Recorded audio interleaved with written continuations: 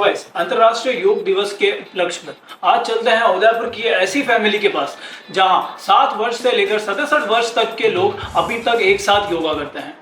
तो नमस्ते अंकल। नमस्ते। तो सबसे पहले आपके बारे में बता दीजिए। सर, मेरा नाम पूरन जैन है। बाय प्रोफेशन में एडवोकेट हूँ और मैं करीब यहाँ उदयपुर गोपालपुरा में यहाँ योगा 7-8 सालों से मैं रेगुलर योगा निःशुल्क सिखाता हूँ। कई लोग आते हैं सेवा सबको निःशुल्क योगा सिखाता हूँ। हेलो, मेरा नाम रीना जैन है। और आपने योगा में क्या किया है आगे?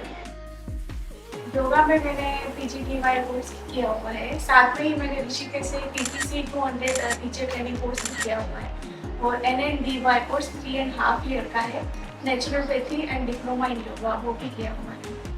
नमस्ते, मेरा नाम आशा जैन है और मैंने मास्टर्स करी है योगा में और अभी मैंने PhD की है योगा में। मेरा नाम डॉक्टर सोनिका जैन है। बाय प्रोफेशन लॉयर हूँ और म्यूनसिपल कॉर्पोरेशन में अभी पार्षद भी हूँ और 2 कमेटी चेयरमैन हूँ। ओके आरव, आप कौन सी क्लास में हो? Okay, what's your age? 8। और आप कितने साल से योगा कर रहे हो? Years. तो आपका नाम क्या है? ओके, आप योगा कब से कर रहे हो? 2 years.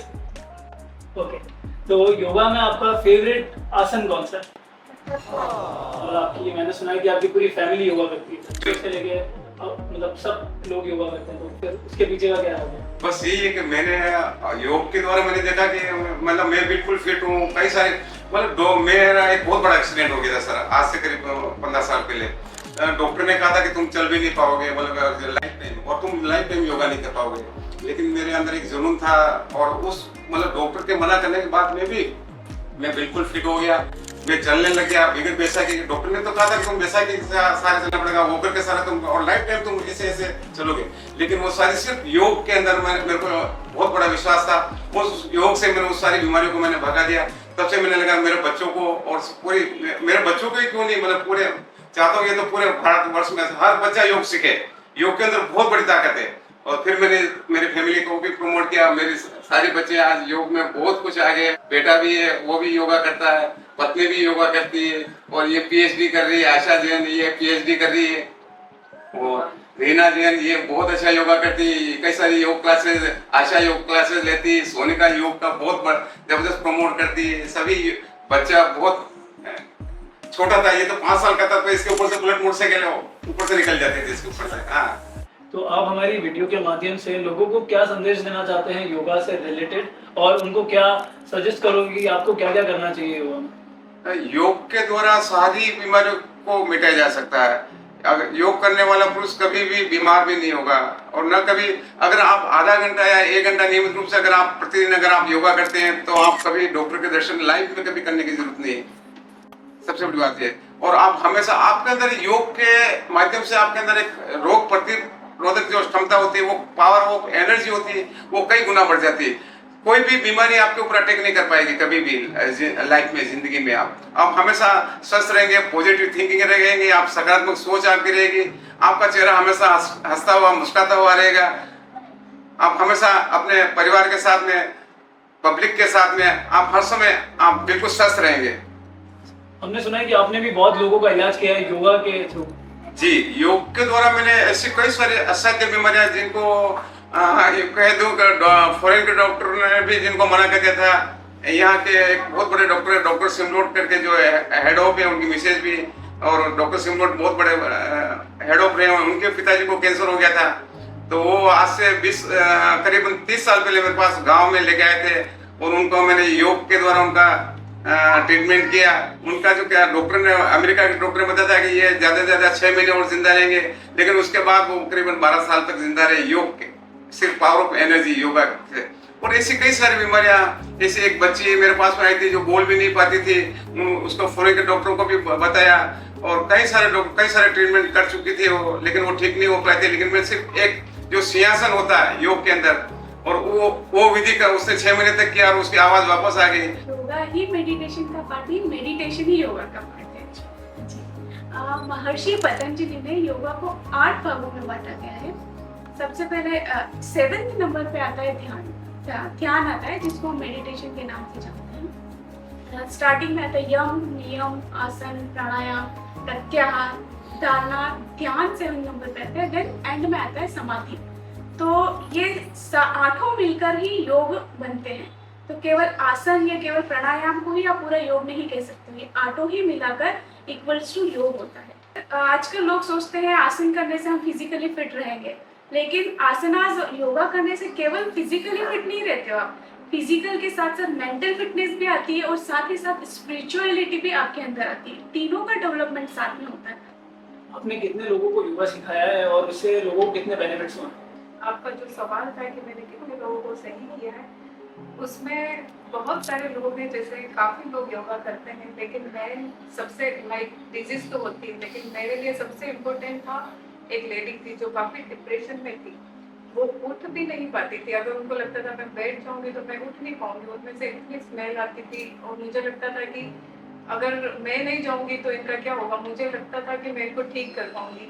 तो विद इन 1 मंथ मैंने उन लेडी को खड़ा करना सिखा दिया, उनमें जो मैंने उनको रहना सिखा दिया, और जो उनका डिप्रेशन था वो किसी से बात नहीं करते थे, तो मैंने उनको सिर्फ योगा से उस जोन से बाहर निकाल दिया। तो उनके जो पड़ोसी थे वो मुझे कहते थे कि आपने इनके ऊपर क्या जादू कर दिया जो ये इतने ठीक हो गए। और दूसरा कि सारी डिजीज सब कुछ इससे सही हो सकता है, लेकिन मेन ये कि हमारा आज के युग में मानसिक स्थिति बहुत खराब हो गई है, जिससे हम योगा से इतनी पावरफुल होती है कि हम हमारा जो मानसिक स्तर है, जो स्मरण शक्ति है, जो आत्मविश्वास है, हम योगा से कहीं ऊपर ले जा सकते हैं। आपकी योगा की जर्नी कैसी रही है? और हमने सुना है कि आपने बहुत स्टंट्स भी किए योगा के थ्रू।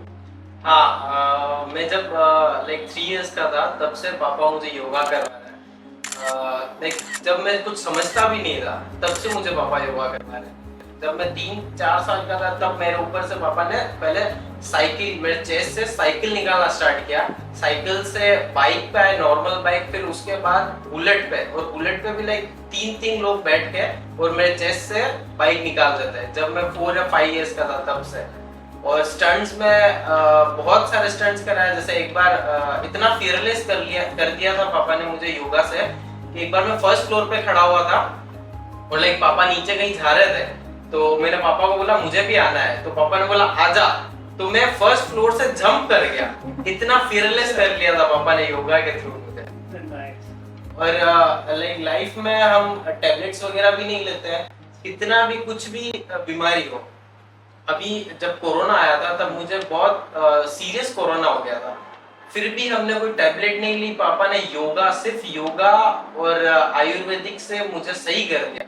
8 या 10 डेज तक मुझे फीवर रहा था, हम हॉस्पिटल नहीं गए, कहीं भी नहीं गए, सिर्फ पापा ने मुझे योगा के थ्रू बिल्कुल फिट कर दिया। तो योगा करते हुए किन किन चीजों का हमको ध्यान रखना चाहिए? सर्वप्रथम हमें योगा करते समय ढीले कपड़े पहनने चाहिए और योगा हमेशा खुले वातावरण में और आसन बिछा के करना चाहिए, जिससे आपके शरीर की जो एनर्जी है योगा करते समय वो एनर्जी पूरी बॉडी में फ्लो करती है, वो सिर्फ आप तक ही सीमित रहे और आपको उसका पूरा लाभ मिल सके।